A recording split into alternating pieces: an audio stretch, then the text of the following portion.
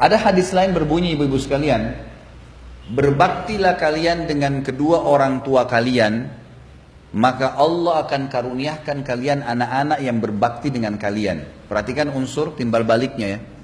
Menjalankan perintah Allah di sini, datang rentetannya sama. Dalam hadisnya dikatakan al-jaza min jinsil amal, balasan akan datang sesuai dengan kadar perbuatan seseorang. Lalu kata Nabi SAW apa? Jagalah kesucian, kehormatan, kemaluan kalian. Allah akan jaga kesucian, kehormatan, kemaluan pasangan kalian. Kita nggak bisa bu mengawasin suami saya kemana ya, istri saya lagi buat apa ya.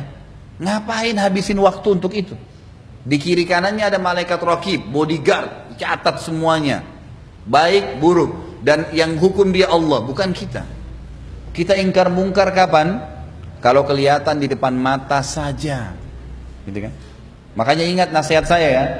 Jangan ngambil tugasnya raqib dan atid. Ini yang ketawa-ketawa tahu masalahnya ya.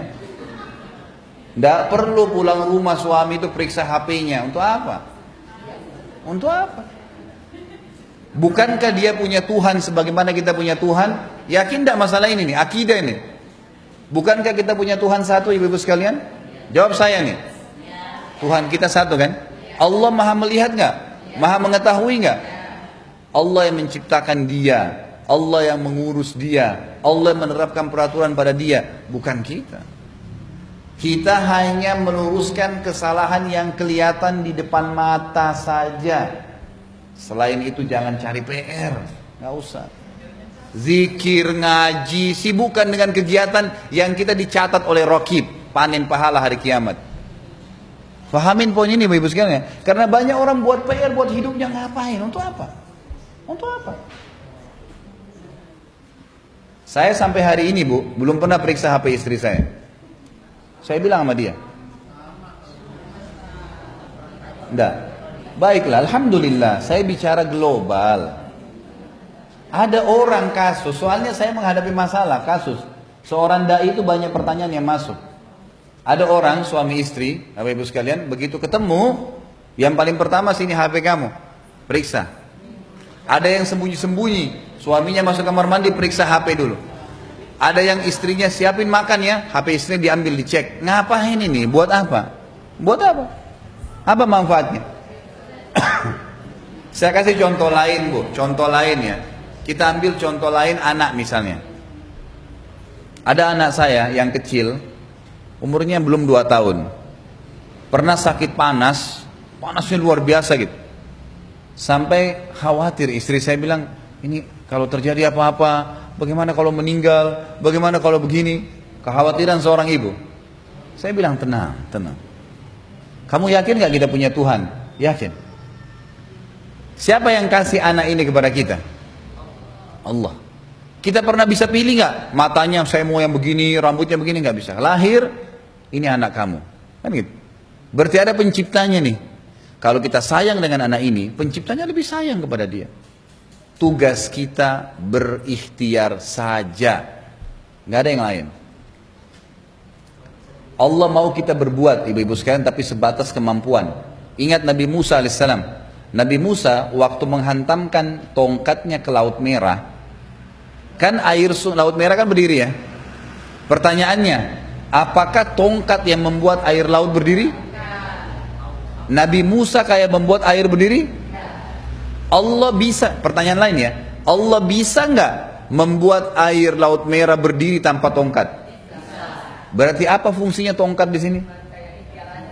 Berbuat semampunya. Allah mau kita berusaha saja, tapi sesuai dengan kapasitas. Nabi Musa nggak disuruh gali laut itu, cambuk. Ini kemampuan kaum manusia hanya itu. Cambukan, Allah yang serahkan, Allah yang jalankan setelah itu. Maryam alaihissalam, waktu dia lagi hamil besar mau melahirkan, apa kata Allah? Wahuzzi ilaiki bijiz'in nakhlah. Apa artinya? Goncangkan pohon kurma itu akan berjatuhan kurma-kurma matang. Ibu-ibu sudah tahu belum pohon kurma? Sama pohon kelapa. Saya tanya bu ya, kalau ada ibu di sini yang paling kuat, bisa goncangin pohon kelapa nggak? Loh, benar. Sama loh, kelapa sama kurma sama kuatnya. Baik, apa hubungannya Maryam disuruh goncangin? Laki-laki yang ototnya besar saya nggak bisa goncangin, apalagi perempuan yang mau melahirkan. Tapi apa di sini pelajarannya? Allah suruh ikhtiar. Goncangin, sentuh dikit, jatuh buahnya. Yang berat pun tidak usah kita bayangkan, itu Allah yang akan lakukan. Yang penting kita berada di koridor Allah. Jadi tugas kita cuma berikhtiar dan semampu kapasitas kita. Jangkauan mata kita cuma sampai di sana, ya inilah kapasitas kita. Yang kelihatan, kita luruskan kalau salah, kita dukung kalau benar. Di luar sana, nggak ada tugas kita. Secara agama ya, saya bicara global sekali lagi, jangan bicara substansialnya. Jadi di sini kita melihat secara global. Hidup akan tenang kalau gitu, Bu. Karena apa yang kelihatan ya sudah kita luruskan. Apa yang kita dengar, kita luruskan. Yang tidak, nggak usah. Tangan kita jangkauannya hanya sampai sini. Nggak usah pusing dengan yang di sana. Ngambil harta warisan keluarganya. Sekian meter. Tangannya berapa besar? Yang dia pakai tidur. Ibu kalau tidur berapa meter ibu butuhin? 1 kali 2 meter. Ngapain curi tanah 1000 meter? Untuk apa? Curi uang sekian banyak, miliar-miliaran. Perutnya bisa nampung berapa piring? 1 sampai 2 piring saja. Nah, beli baju, kapasitas badannya ibu bisa pakai berapa baju? Ngapa beli 20? Baik, oke lah.